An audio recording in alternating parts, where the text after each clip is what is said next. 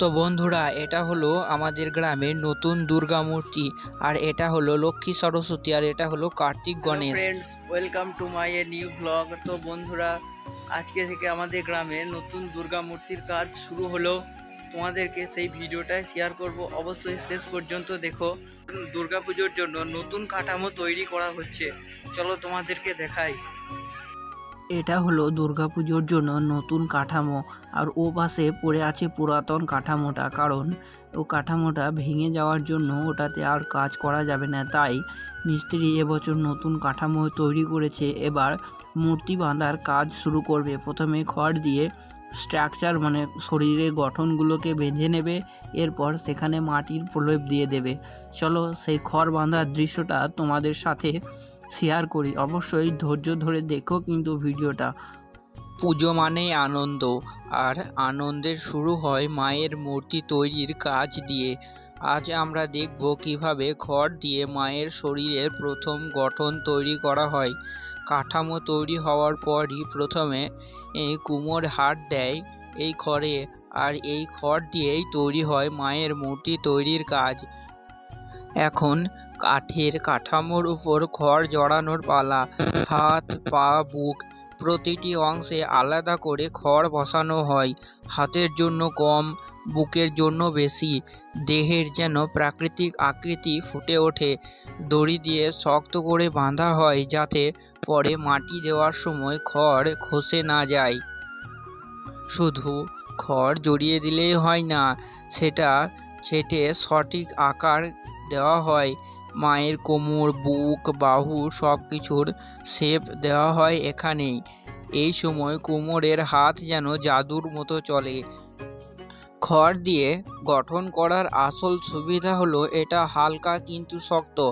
মাটি শুকিয়ে গেলে ভেতরে খড় থাকার কারণে মূর্তি সহজে ফাটে না।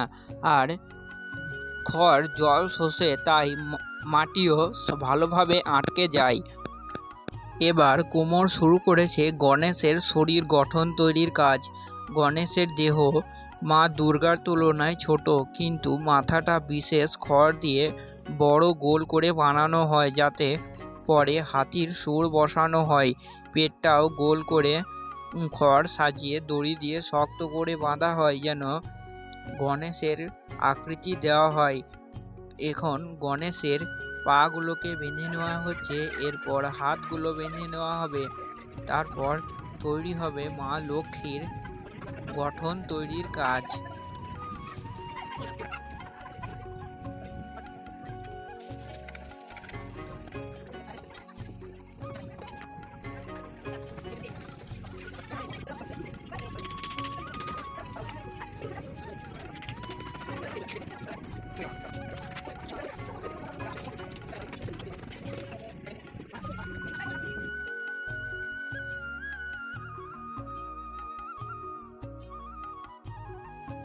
তো বন্ধুরা, এখন গণেশের শরীরের গঠন তৈরির কাজ প্রায় কমপ্লিট হয়ে এসেছে।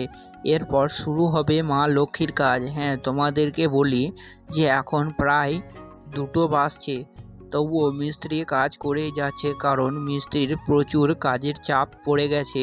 কারণ এখনও প্রায় 10 থেকে 12টা দুর্গা মূর্তি তৈরির কাজ এখনও বাকি আছে। তাই মিস্ত্রি ভাত দুপুরে খাবার না খেয়েও খড় বাঁধার কাজ করছে। এরপর শুরু করেছে কার্তিকের মূর্তি তৈরির কাজ। কার্তিকের গঠন আবার একটু আলাদা হয়। লম্বা চওড়া দেহ, বীরের মতো ভঙ্গি। খড় দিয়ে বুকটা চওড়া করে বানানো হয়। কাঁধে ও হাতে বিশেষ খেয়াল রাখা হয়। কুমোরেরা এই সময় খুব সাবধানে দড়ি দিয়ে খড়ের আকার ঠিক করেন, পরে যেন মাটি দেওয়ার সময় সেই কার্তিকের শরীরের গঠন স্পষ্টভাবে বোঝা যায়। কার্তিকের শরীরে গঠন তৈরি করতে করতে প্রায় সন্ধে লেগে গিয়েছিল, তাই এখনও মিস্ত্রি কাজ করে যাচ্ছে। এখন প্রায় 7:30 বাজছে, তাও মিস্ত্রি সরস্বতীর মূর্তি তৈরি করার কাজ শুরু করে দিয়েছে। কারণ তোমাদেরকে আগেই বললাম যে এখনও অনেকগুলো দুর্গা মূর্তির কাজ বাকি আছে। তাই মিস্ত্রি আজকে যতটা সম্ভব পারবে এই খড়গুলোকে বেঁধে পরের দিনকে মাটি দেওয়ার চেষ্টা করবে। তাই এখন সরস্বতীর মূর্তি তৈরি চলছে কাজ। এখন প্রায় 9টা বেজে গেছে, তাও মিস্ত্রি কাজ করছে। ভিডিওটা একটু ফাস্ট করা আছে, তাই তোমরা হয়তো সময়টা বুঝতে পারছো না। তো বন্ধুরা, আমি তোমাদের কাছে আন্তরিকভাবে দুঃখিত, কারণ আজকে রাত্রের পর হয়তো আগামীকাল সকালে আর ভিডিও বানাতে পারবো না।